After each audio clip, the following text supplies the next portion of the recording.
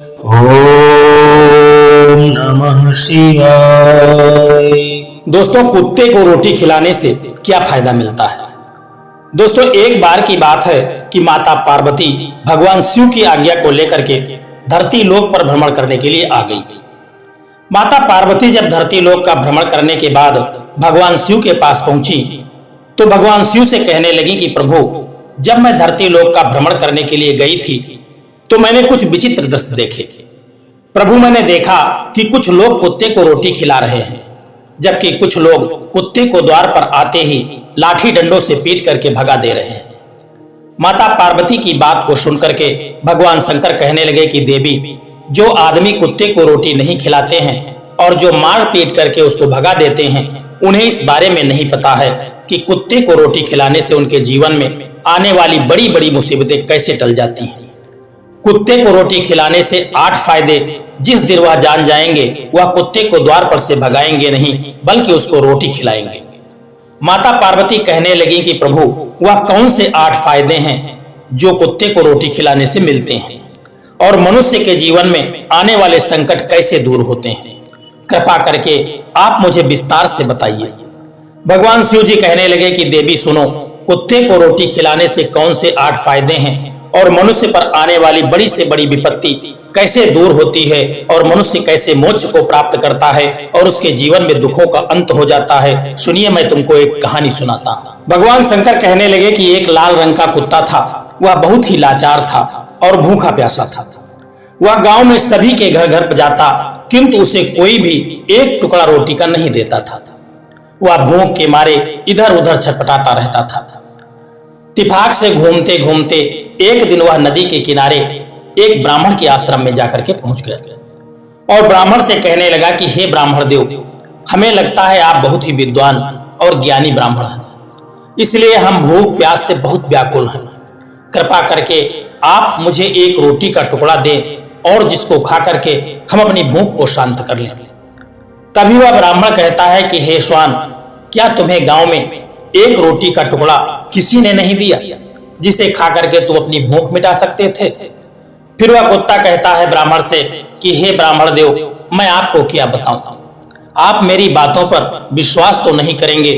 तभी वह ब्राह्मण कुत्ते की बात को सुन करके कहने लगता है कि हे श्वान, तुम बताओ, तुम्हारी बातों पर हम जरूर विश्वास करेंगे। तुम हमें बहुत ही लाचार और दुबले पतले दिखाई दे रहे हो। इस तरह से ब्राह्मण की बात को सुन करके वह कुत्ता कहने लगता है कि ठीक है ब्राह्मण देव, हम आपको अपनी बीती हुई बताते हैं। इतना कह करके वह कुत्ता कहता है कि ब्राह्मण देव, दुनिया के लोग हम पर रहम करो। हमारा कोई घर नहीं होता, कोई आसरा नहीं होता, न ही कमा के खाना आता है हमें। वस्त्र भी पहनने का मुझको ज्ञान नहीं है, इसलिए सर्दी गर्मी बरसात में हम एक जैसे ही घूमते रहते हैं। मित्रों, इस तरह से वह कुत्ता कहता है कि हे ब्राह्मण देव, आपकी तरह हमें अनुशासन नहीं आता है, हमें आपकी तरह बोलना नहीं आता, यह हमारा दुर्भाग्य ही समझिए, पर हमें आपकी तरह भूख भी लगती है। चोट लगने पर हमें आपकी तरह ही पीड़ा होती है और जिससे चोट लगने पर हमें रोना आता है। बस इन्हीं 3 कामों में हम आपकी बराबरी करते हैं, इसलिए हम पर दया दिखाइए और कष्ट मत दीजिए। ईश्वर ने तो वैसे ही हमारे साथ बड़ा दुर्व्यवहार किया है और वैसे भी बड़े कष्ट दे करके भेजा है ऊपर से। आप लोग हमें परेशान करते हैं, हम आपकी तरह मनुष्य नहीं हैं, हम पराधीन हैं, जीव हैं। जब हमारा जन्म हुआ उस समय हमारे आंख कान बंद थे।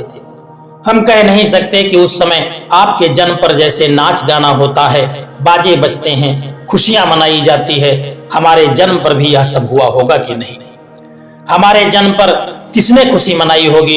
हम जिस बिछौना पर थे वह रुई की तरह नरम तो था, सर्दी का बिल्कुल एहसास नहीं होता था। मैं मन में सोच रहा था कि किसी बड़े घर में मैं पैदा हुआ। लेकिन जब हमारी आंख खुली तो मैंने देखा कि हमारी माँ, जिसे आप लोग कुतिया कहते हैं, वह अपने 4 बच्चों को छाती से चिपटा करके एक भार की राख में पड़ी थी। हम 4 भाई थे, बाकी 3 भाई तो सफेद और भूरे रंग के थे, मैं अकेला ही लाल रंग का था और मैं सबसे छोटा था, इसलिए मैं कमजोर भी था। मेरी माँ हम लोगों के पास जब तक आती थी, क्यों उसे भी अपने भोजन की व्यवस्था करनी पड़ती थी। यदि वह कुछ खाती पीती नहीं तो हम चारों भाइयों को वह दूध कैसे पिलाती। उस एक माँ पर हम चारों लोग निर्भर थे। वह बेचारी अपने भोजन की तलाश में इधर उधर घूमती रहती थी। कभी भोजन मिल भी जाता और कभी नहीं मिलता था, लेकिन वह हमेशा हम चारों का बड़ा ध्यान रखती थी। आखिर माँ जो थी, एक माँ अपने बेटे का कितना ध्यान रखती है यह तो आप लोग भी जानते हैं। वह रात रात भर जाग करके गांव की रखवाली करती थी। मजाल नहीं था कि कोई अनजान आदमी बुरी नीयत से गांव की ओर झांक भी ले। दूसरे गांव के कुत्ते भी हमारी माँ के डर से गांव में नहीं आते थे। गांव के किसी किसान के खेत में कोई खड़ी फसल खाने आती तो हमारी माँ उसे दौड़ा करके उस जानवर को भगा देती थी। गांव वालों के लिए इतना सब कुछ करने के बाद भी कोई हमारी माँ को भोजन नहीं देता था। उसके लिए उसे मजबूर होकर के छीना झपटी करनी पड़ती थी। कई बार तो लोग उसे लाठी डंडों से मार करके पीट करके वहां से भगा देते थे, जिससे वह बेचारी दिन भर भूखी रह करके अपने पेट की आग जलती रहती थी।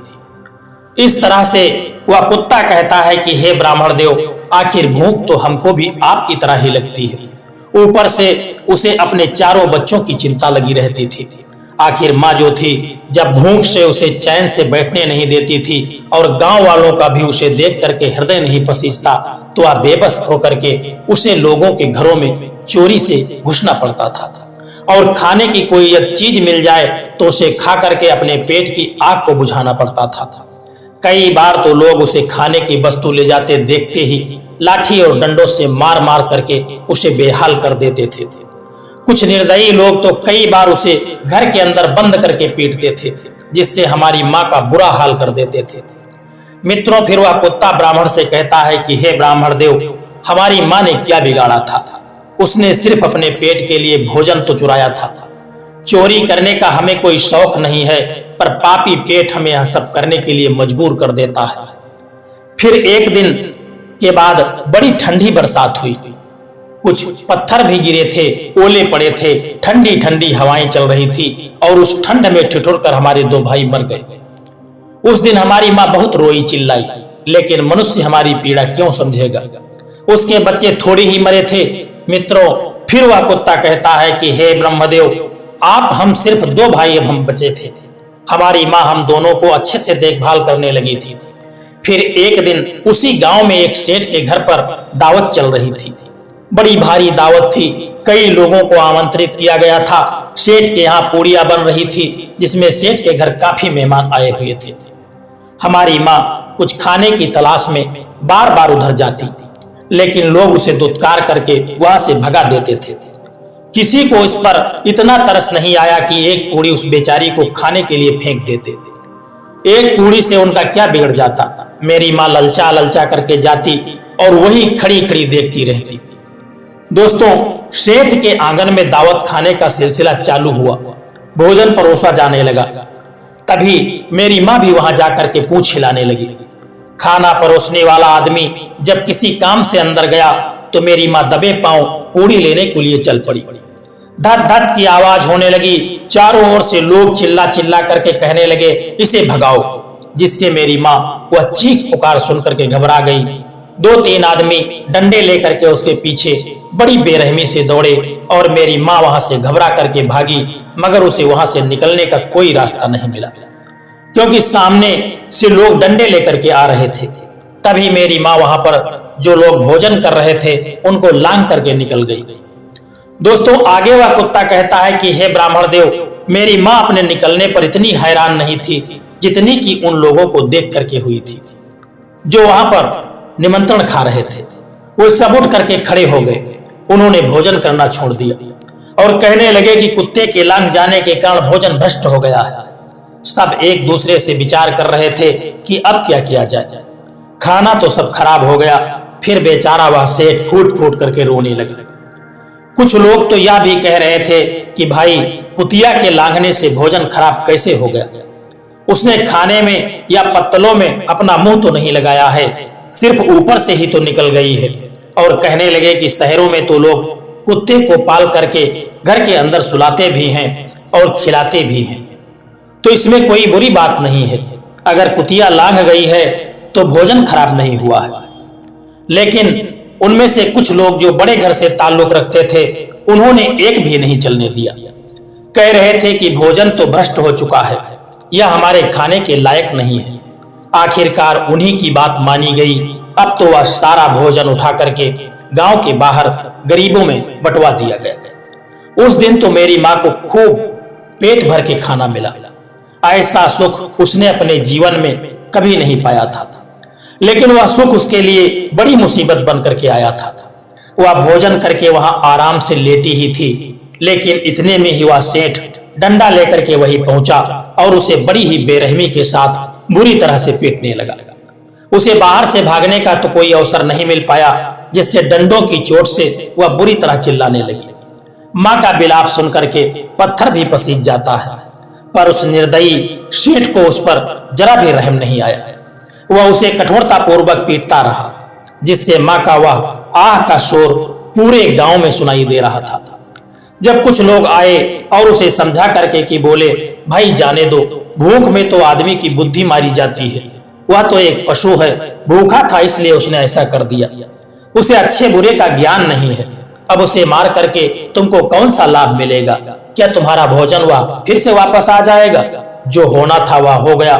फिर लोगों के बहुत समझाने के बाद उसने हमारी माँ को पीटना बंद किया। फिर माँ ने आकर के सारी कहानी हम दोनों भाइयों को सुना दी। हमने सोचा कि कितना कष्ट भरा है हम कुत्तों का जीवन। आदमी एक रोटी के टुकड़े के बदले एक चोर की जितना पीटता है। धिक्कार है ऐसे लोगों पर जो हम लोगों की पीड़ा को नहीं समझते। दोस्तों, फिर भगवान शंकर जी देवी पार्वती से कहते हैं कि वह कुत्ता कहता है कि हे ब्राह्मण देव, एक दिन की बात है कि बाहर का एक मुसाफिर आकर के ठहरा हुआ था। उसने अपने भोजन करने के लिए एक जगह चूल्हा बनाया और उस पर दाल बनाने के लिए रख दी। उसके बाद वह आटा को सानने लगा और वहीं पास में कुएं पर पानी लेने के लिए वह चला गया। इधर कहीं मेरी माँ भी घूमती हुई वहां पहुंच गई। वह भूखी थी। उसने गूंथे हुए आटे को रखा देखा तो सोचा कि शायद इस आटे का कोई मालिक नहीं है। यही विचार करके वह उस आटे को खाने लगी। उधर से वह व्यक्ति कुएं के पास से देखा कि उसका आटा एक कुतिया ने आकर के खा लिया है। बहुत दुखी हुआ वह बेचारा माथे पर हाथ रख करके रोने लगा, क्योंकि वह भी 2-3 दिनों से भूखा और थका हुआ था।